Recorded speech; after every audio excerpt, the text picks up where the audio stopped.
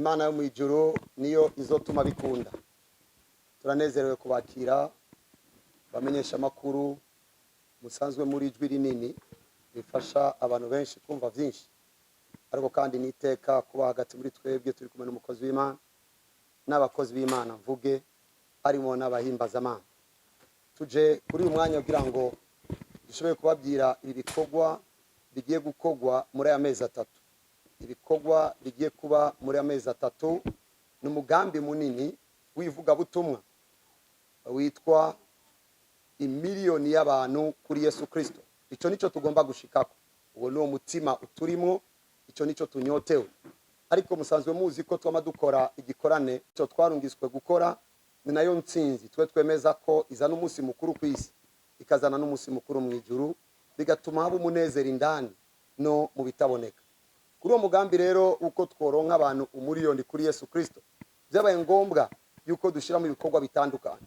Mu mutima wuko abantu boshikirwa n'ivuga butumwa, ariko kandi n'umutima wo kugira ico dukoze nk'abantu b'Imana, nk'abakozi b'Imana, kugira ngo dushobore gutera intege abanyempano, ariko kandi dushobore gutumira n'abakristo kutica ingabire ndemanwa cyangwa amatalent cyangwa ivyo bokora, kugira ngo n'indi misozi tuyifate nk'uko tuma tubisigura. Ibikorwa rero bizoba muri amezi atatu nibi. Igikorwa ca mbere ni igikorwa civuga butumwa. Tugomba tuvuga ubutumwa. Tugiye gutegura abantu 1000 bazoboneka mu mabarabara, mu masoko, mbere mu gihugu cyose. Natwebwe ubwacu tuzokama tuduga buri ndwi cyangwa uko dushobojwe ruguru mu masoko kuvuga ubutumwa. Turitegeye kubona abantu benshi bakizwa, kuko naciza nko gukizwa na cyane cyane nk'abantu twavuye maboko y'isi. Turazi neza ko iciza umuntu yoronka akamererwa neza ni Yesu Kristo wenyene. Hama abo bantu wumva kugira ngo abantu miliyoni bashobore gukizwa no kuba washikiriye amamiliyoni y'abantu benshi. Muri ivyo rero twashoboye gutegura ama evenement menshi. Twanse kugira ngo twabiteguye kugira ngo abantu baryoherwe, baraza kuryoherwa, ariko kandi bamenye uko twecyo turondera nuko abantu bakizwa nabo nyine bavyumvireko. Azotegurwa rero amahiganwa. Azobaho ihiganwa rya cyclisme rizobera i Bubanza, aho twiteguye kubona abantu benshi cyane bazabagara amabarabara tubabwira ubutumwa biciye mu bipapuro nk'ibi biri ku butumwa byiza, canke aho bahuriye turungika imigwi y'abantu bababwira ubutumwa. Ikindi kizoba azoba championnat ya football, iyo izoba mu mashengero, amashengero y'Ingozi, Gitega, Bujumbura Nord na Sud. Abo bazohiganwa turondera uwa mbere w'Ingozi, uwa mbere w'Igitega, uwa mbere wa Nord Bujumbura, n'uwa mbere wa Sud Bujumbura. Hama abo bantu iyo migwi ine imanuka Bujumbura, abaruguru tubafatira hotel, bakine finale. Uwa mbere azohabwa agashimwe katari munsi miliyoni 3, kuko igihe dutanze ubushimwe tuvuga miliyoni 3 kugeza ku miliyoni 7. Bisigura ngo hari agashimwe gafadika. Hazoba ikindi kintu gikomeye, hazoba ico bita marathon. Abantu bazokwiruka bijya byo kwiruka vya cyclisme, byo kwiruka vya n'amaguru, cyclisme twayivuze.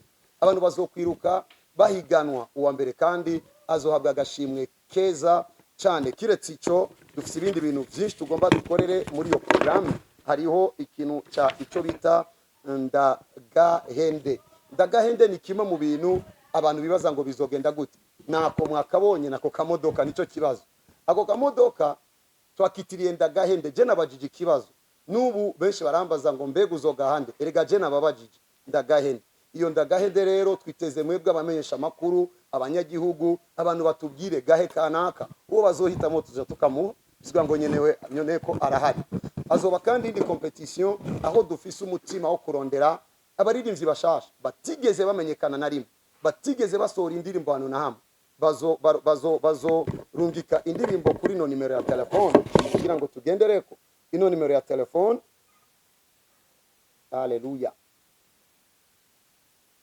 bazorungika indirimbo kuri no nimero ya telefone, aho umwe wese aririmba umunota umwe, agacarungika kuri WhatsApp kuri nimero guteranya majambi 257 79 69 88 68 plus 257 79 69 88 68. Bazorungika akaririmbo baririmbye bifashe na telefone umunota umwe. Turaskoze izo zari nyinshi. Hama muri izo tuzotora indirimbo 14 z'abaririmba rap n'indirimbo 14 z'abaririmba R&B. Tujye dutangura eliminatoire, aho hazobaho quart de finale, demi finale, nico twokwita pre-finale. Dukurako babiri batatu acha hasigara indwi mu baririmba R&B n'indwi mu baririmba rap. Abo cyo dutangura kubategura baganirizwe n'abakozi b'Imana bigishwe batera intambwe. Abo rero tuzorangiriza programme yabo muco bita concert izo bitariki 12 z'ukwezi kw'indwi, aho tuzobahera ubushimwe bufadika. Abo ubushimwe bwabo ni bwinshi, twifuza yuko tubaho ubushimwe bufadika kuri uwo munsi, ariko kandi tugomba tuce tubagumana amezi 5 cyangwa amezi 7 bariko barabaforme bakoregwa ama album, hamuzo kwitwara neza muri abo bose nawe nyene azotana iyindi modoka. Umutima wacu nuko abo bantu ejo bazobe abahimbaza Imana bari ekipe, bazogira imyanya ikwiye n'abakozi b'Imana n'abasanzwe bararinze imbere yabo, kugira ngo tubandanye turonga ingabire zikorera Imana muri kino gihugu. Ico nico kindi gikorwa kizoba gikoretse, ico twise competition ya rap cange ya R&B. Hama ikindi ni ico bita ivyuzuye cruise itariki indwi z'ukwezi kw'indwi muri terrain ya zone Kinama. Abantu bazoba buzuye baje kubona ukukora kw'Imana. Yoyo yubu uwo munsi yitwa rendezvous y'Imana n'abantu kw'isi, aho twizera ko Imana ubwayo izo kwiyereka abantu benshi itariki indwi z'ukwezi kw'indwi. Hama itariki 12 kuko kenshi itariki indwi igihe twatanga ubushimwe twasanga hatabonetse umwanya mwinshi wo gusengera abantu kandi babaje banyotegwa gusengerwa. Tugira rero indi program izo bitariki 12 z'ukwezi kw'indwi, aho twiteguriye ko tuzokora muri Source du Nil. Nico tugomba gukora. Hama uwo munsi uzo ari umunsi wo gutanga ubushimwe kuri abo baririmbyi baririmba bahiganwa, twatumiye n'abandi kugira ngo bibiriye vyiza. Ivyo nivyo twaje kubamenyesha. Mbega twaje kubasaba iki? Twaje kubasaba ngo kino gikorwa tugiterure twese, mwebwe nk'abamenyesha makuru, gishikira abarundi bose, gishikira umuntu wese ashoboye kucumva, kuko nitwashikana benshi kuri Kristo twese tuzokwibuka. Ariko kandi muvyibuke abanyempano bibutswe muri wa mugambi twamatuvuga. Hari imisozi myinshi, ariko hari umusozi abakristo bibagiye, uwo twita umusozi wa entertainment, inkino n'imico kama. Turakeneye uko uwo musozi abakristo bawusubirako bagakina umupira, kuko dukizwa ivyaha dukizwa gukina umupira, bagasubira kwiruka bakagira cyclisme. Rero nk'umuntu Imana yangiriye ubuntu ikangira igicapo, uwumbonye akabona abonye umukozi w'Imana, ivyo bumvise ko nijiyemo, ndazi ko ari igikorwa cyo gutumira benshi. Imana ibahezagire, nivyo twatumiye kugira ngo tubabwire muragahezagirwa n'Imana. Nyuma iyo programme y'umunani izoba ari concert itariki 12, itariki 16 tuzohaguruka tuja Dubai muco bita ivyuzuye vyuzure, kandi turiteze Imana iduciriye inzira. Uzobo wa mbere muri competition we witwa Ndagahende, nawe nyene tuzojana nawe muri iyo programme ya Dubai. Azoba tugiye kuvuga ubutumwa, ariko kandi tugiye gukusanya abantu no gutegura abantu kubijanye n'ibindi bikorwa vya business. Imana ishigwe hejuru, Imana izodushoboze byose. Ariko rero ikibazo yabajije ubwa mbere, yavuze ngo ayo mafaranga ko ari menshi. Birumvikana nanje igihe naje kwandika maruye ayo mafaranga yababa miliyoni 150 ni miliyoni 139. Urumva n'ama imprevinay, nanje navuze Mana ibintu ko ari menshi, ariko ijwi ryanyemeje ryari rimwe gusa. Mu ijuru igihe batanze Yesu nibigeze biyumvira kuco bagomba batanga, biyumviriye kuco bagomba baronke, biyumviriye ku bantu bakizwa. Hama kuba dukeneye ko abantu bakizwa muri uyu mugambi, biragoye ko no yita menshi ku Mana yatanze Yesu. Rero ico nizera ni kimwe, Imana ifise abantu, jewe ndi wa mbere nawe uri wa kabiri, nabo abandi uzobwira naba gatatu n'abakane. Nibaza tugakorana uzomunezero cyane cyane kubizera Kristo, baramenya ngo bajya abantu bakora vuga ubutumwa, mubaherekeze mubashigikire, muzosangira umugabane mu bwami, kuko iyo umuntu umakijijwe n'umunsi mukuru mu ijuru. Nibaza ko bitahuritse, murumva neza ko ahazova ahambere ni kuri je, aha kabiri ni ku basanzwe badukunda badushigikira, aha gatatu ni kuri mwebwe mwavyumvise ko muradukunda, kandi iyi nayo ninereranye komeye cyane muje gutanga, ariko nabo muzobwira bizobabera vyiza iyo twese tubibayemo. Ariko ico nemeza ni kimwe, bizoba. Hama ica kabiri kuvya amafaranga bimaze kuboneka, nimba imodoka iri ngaha bisigura ngo nibindi birahari, nitwaje kuvuga bidahari, hari ibihari, nukukwiza gusa, kandi turashima Imana aho bigeze. Ikindi ni gute nashoboye gutandukana abantu bazwi cyane n'abatazwi cyane. Kenshi iyo habaye competition usanga hibutswe abasanzwe bamenyekana. Ivyo birafasha kugira ngo dutere intege uwamaze gukora, ariko utarakora wewe nataronga uwumukurayo azokora ryari.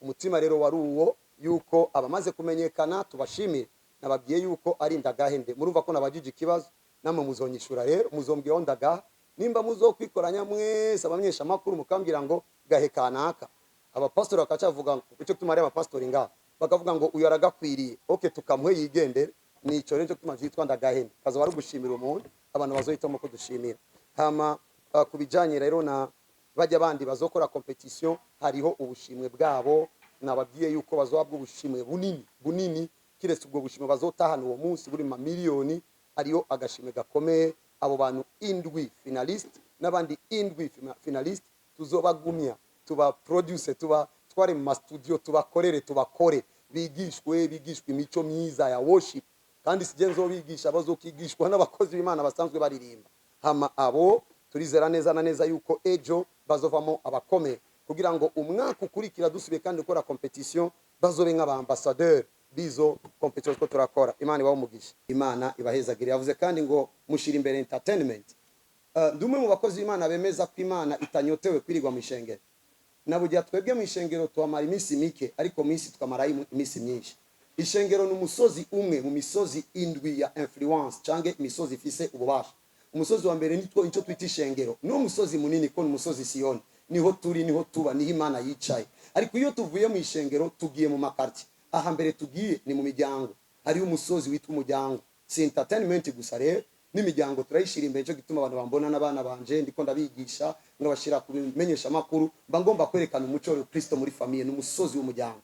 Hari umusozi wa gatatu witwa politiki. Ingorane y'umusozi wa politiki nuko muri Afrika bayitubwiye ukutariko ariko muri Bibiliya politiki bisigura ngo kubungabunga no kwitwararika. Bisigura ngo umukristo ategereza kwitwararika gutera ibiti n'ibindi no gufasha abantu. Iyo ni politiki n'undi musozi. Akaba undi musozi twita media. Mwebwe muri umusozi ukomeye. Naho nari kuba mfise bino bintu bikomeye gucya iyo ntari kurongo umusozi wa media uza gutuma abantu bashikirwa ibe gushika iyo bishika. Akaba rero ayo musozi wa entertainment. Uyo musozi wa entertainment urimo sport, football, urimo kuririmba. Niwo musozi twasanze abakristo benshi bataye. Kuko umumama akubita umwana ngo avuye kukina umupira ngo abaye umubandi kandi ku mugoroba aza kuraba Cristiano Ronaldo. Gaca nibaza tworeka bano bana bacu bakaba bamenyekana nka bajya tuzi hama mu binyamakuru bakavuga Yesu yovugwa cyane cyo tuma dushigikira rero entertainment ariko kandi dusamaye kuri zino talent za gospel tubasanga bose muri karaoke. Dutegerezwa rero gukora uko dushoboye kugira ngo mu myaka ikurikira ukura avuge ngo nanje nzotwara ivyuzuye award kugira ngo urikora avuge ngo ndafisi ico ndindiri nico. Hakaba n'undi musozi wa business. Imisozi rero niyo ariko igikuru nuko tugomba ko muri yo misozi yose Imana yoba nini. Murakoze. Kubera ko abantu ari benshi kandi byamabiba abantu bagakizwa ariko nibakurikirana ico cyo ni kibazo ciza kucibaza ariko tucicayeko ntituzokwigira tuvuga kandi nivyo koko sivita abaye nibokura ariko Imana nayo tugiye kwigirira confiance. Icambere tugiye kubabwira ubutumwa kuko Yesu atubwiye ngo tubabwire ubutumwa. Hama ica kabiri kubijanye na suivi sanzwe dumwungere nyobo ishengero. Bisigura ngo nimba mazi imyaka ndiko ndera abantu ndazi neza ko bakwiye kuregwa. Ico cyatumye twiyumvira yuko abantu batabyiga ubutumwa ngo baze mu ishengero rimwe, babyiga ubutumwa ngo aho bashoboye gura n'umwungere bagende bakizwe. Abo tugiye gutegura rero ahantu hose bazogenda akarere binjiyemo bazovugana n'umupastori ari hafi bamubwira ngo mukanya ni wabona abakristo baje ubandanye ubarera twebwe twaje kuroba. Si objectif yo kuzana abantu igihumbi muri miliyoni muri Sabbath Church, ni objectif yo kuzana abantu imiliyoni kuri Yesu Kristo. Muri ico gikorwa abakozi Imana bose bari mu Burundi no kwisi ndumva neza ko ari igikorwa cya twese. Ico rero tube amahoro bazofashwa kandi nta nimwe izotakara. Imana ishigwe hejuru. Yacibaza kubijanye na football avuga ngo ko babonye ku gipapuro avugwa mpimba nabaye nk'uhasinze gato ariko championnat football izoba Gitega Ngozi izoba Bujumbura Nord-Sud ariyo na championnat cange tournoi izobera mu mpimba. Imyiteguro irahari vuba baratangura. Twariyumviriye nabo nyene ko ni byiza ko twavuga ubutumwa bibuke ko tukeneye kuvuga ubutumwa ariko kandi dukeneye kwereka abantu yuko Imana idapingana na tanga zabo kugira ngo abakina nibaze ngo gukina ni bemerewe gukizwa cange banke gukizwa kubera ko arabakina. Hama babaje ngo kubera ikingozi Gitega izindi ntara mu mwaka uheze twakoze Gitega na Bujumbura abwo Imana ishigwe hejuru ko twagiye na Ngozi. Bisigira ngo umwaka ukurikira tuzogenda twaguka kugezaho bikwira Burundi yose ariko ndabamenyesha uko nitwaheza Burundi bazotubaza kubera iki Tanzania itari na hizo kwinjira muri kazoza kuko ibikorwa bizobandanya uko imyaka igenda ikurikirana. Muca make rero niho tugeze ariko tuzokwagura kugeza aho dushikira bose. Wacubaza cha rimwe na cyclisme kubera iki Bubanza, kubera iki ahandi.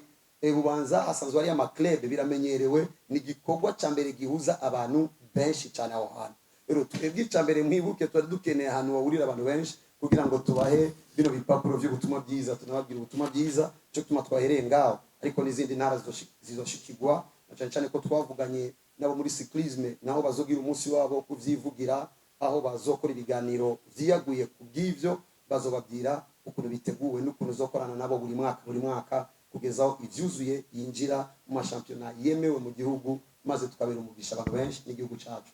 Mwavyumvise ivyo twiteze n'ivyo. Hama cisha yavuze ngo abana igihumbi bategura abantu bova he, bagenda kuvuga ubutumwa bova he, bateguwe gute? Ica mbere umuntu ahera ahari. Vuze abantu igihumbi nikora ko mishengero ndongoye injira abantu barenga igihumbi, aho ni wa mbere niyumviriye. Ariko kuvuga iyo terme abantu igihumbi nari niteze yuko bazoba abavuga ubutumwa benshi.